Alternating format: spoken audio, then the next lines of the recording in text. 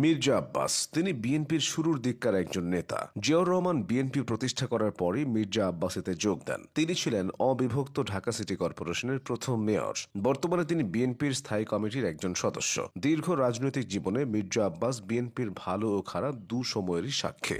জিয়াউর রহমান থেকে শুরু করে বেগম খালেদা জিয়া, রাজনীতিতে সহকর্মী হিসেবে তিনি সবাইকে পেয়েছেন। বর্তমানে পাচ্ছেন তারেক রহমানকে, অর্থাৎ তিনি বিএনপির প্রত্যেকটি নেতৃত্বের সংস্পর্শে এসেছেন। বিএনপিতে মির্জা আব্বাসের পথ চলার গল্পটা জেনে নেওয়া যাক। 1951 সালের 7 ফেব্রুয়ারি কিশোরগঞ্জ জেলায় মির্জা আব্বাসের জন্ম হয়। নিজ জেলার স্থানীয় একটি স্কুল থেকে তার প্রাথমিক ও মাধ্যমিক শিক্ষা সম্পন্ন হয়। এরপর 1966 সালে মির্জা আব্বাস ঢাকা বিশ্ববিদ্যালয়ে ভর্তি হন। তিনি ঢাকা বিশ্ববিদ্যালয়ের বাণিজ্য বিভাগ থেকে 1972 সালে স্নাতক ডিগ্রি অর্জন করেন। পড়ালেখা শেষ করে কর্মজীবনে প্রবেশ করেন। কর্মজীবনের প্রথমে তিনি আব্বাস মির্জা এন্টারপ্রাইজ নামে নিজেদের পারিবারিক ব্যবসায় যুক্ত হন। এরপর ঢাকা ব্যাংক প্রতিষ্ঠা করেন। 1995 সালে তিনি ঢাকা ব্যাংকের বিকল্প পরিচালক হিসেবে নিয়োগ পান। এর আগে রাজনীতিতে জড়িয়ে পড়েন। মির্জা আব্বাস 1980-র দশকে হুসেইন মোহাম্মদ এরশাদের শাসনামলে বিরোধী আন্দোলনে সক্রিয়ভাবে অংশ নিয়ে গুরুত্বপূর্ণ ভূমিকা পালন করেন। মির্জা আব্বাস 1991 সালে ঢাকা সিটি কর্পোরেশনের মেয়র হিসেবে নিযুক্ত হন। 1993 সালের ডিসেম্বর পর্যন্ত তিনি এই দায়িত্ব পালন করেন। পরবর্তীতে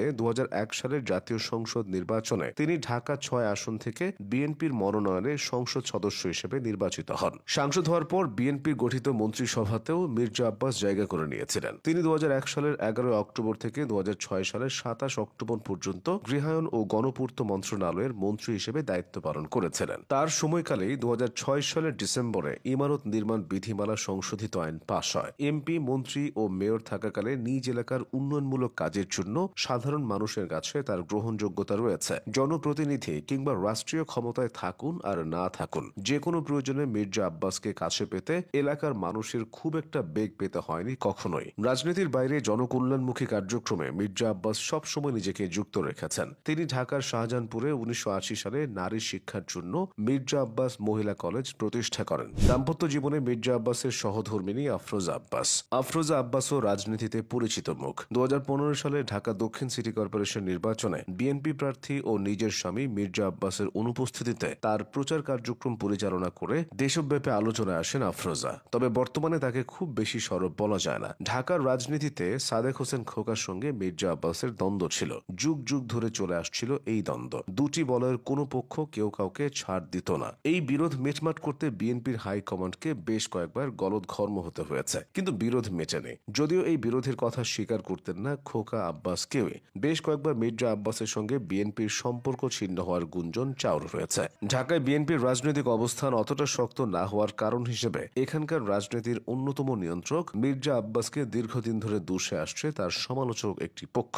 যদিও পল্টন, মতিঝিল, খিলগাঁও, শাহজাহানপুর সহ ঢাকা দক্ষিণের অনেক এলাকায় মির্জা আব্বাসের অনুসারী নেতাকর্মীরাই আন্দোলনে সরব থাকেন বলে দাবি তার পক্ষের রাজনীতিকদের। একটা সময় অনেকে ধরেই নিয়েছিলেন মির্জা আব্বাস বিএনপি ছাড়বেন, তবে তেমনটি হয়নি। বিগত দেড় যুগে তিনি বিএনপির দুঃসময়ের সাক্ষী ছিলেন, নানান চাপের ভেতর দিয়ে গেছেন। তবে 2024 সালের 5 আগস্টের পর থেকে বিএনপি তাদের হারানো জৌলুস ফিরে পাচ্ছে।